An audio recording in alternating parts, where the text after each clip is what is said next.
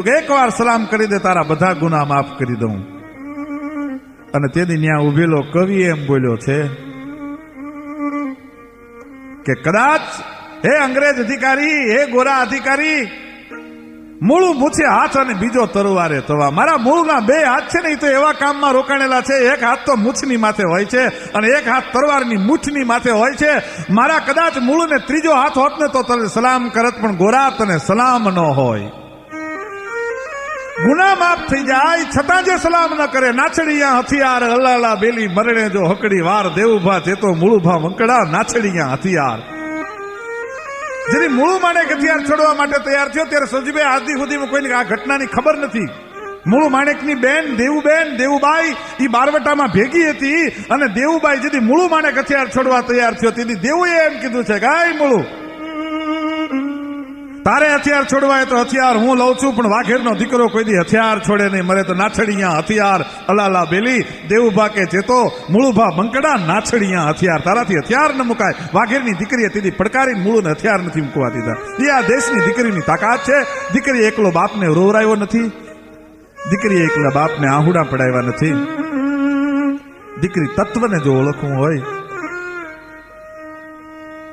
મૂળું કદાચ સલામ ન કરે, પણ મૂળુને જો દીકરી હોય તો દીકરીને વળાવતી વખતે હાથ જોડી, અને એવા સમર્થ મહાપુરુષોને નજરે જોયેલા છે, હાથ જોડીને દીકરીને એમ કહેતા એક બાપ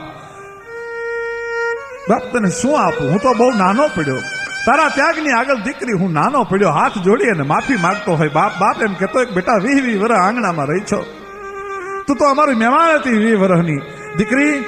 બેટા 20 વર્ષમાં અમારે રાખાવટમાં કઈ ખામી આવી હોય, ક્યાંક ઓછું આવ્યું હોય તો તારા ગરીબ બાપને તું માફ કરી દેજે. એમ હાથ જોડી અને ગરીબ બાપ છે એ ગરીબ થઈ જાય છે. તે દિવસે દીકરી આગળ રાંક થઈ જાય છે. પણ આ દેશમાં એવી દીકરીઓ જન્મી છે, મારે વાત એ દીકરીની કરવી છે કે દીકરીએ બાપને એકલો રોવરાયો નથી,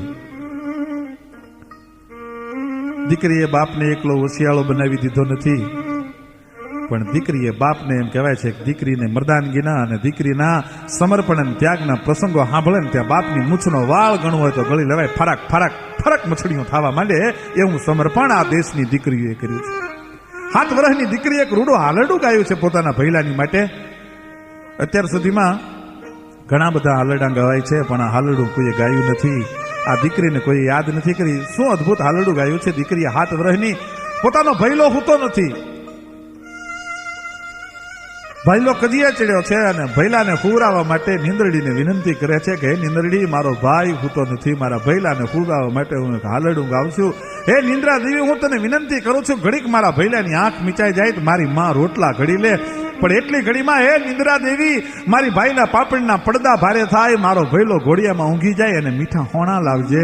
અને હોણામાં મારા ભૈલા માટે ભાભી કેવી, મારા ભૈલા માટે બોન કેવી, મારા ભૈલા માટે મિત્રો કેવા, અને મારા ભૈલા માટે માં કેવી. 7 વર્ષની દીકરી આ હાલડામાં ગજબ કર્યો છે. એવું હાલડું ગાયું છે. શું હાલડું ગાયું છે